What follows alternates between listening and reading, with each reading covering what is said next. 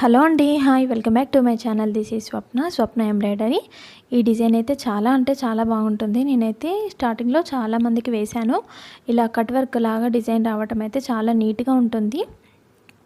And ఇలా gold zari పెట్టడం వల్ల డిజైన్ అనేది బాగుందన్నమాట. కాంబినేషన్ కూడా చాలా బాగుండింది. మీకు ఎలా అనిపించింది అనేది కామెంట్ బాక్స్లో కామెంట్ చేయండి. ఫస్ట్ టైం నా ఛానల్ చూస్తున్న వాళ్ళైతే లైక్ చేయండి, షేర్ చేయండి, సబ్స్క్రైబ్ చేసుకోండి.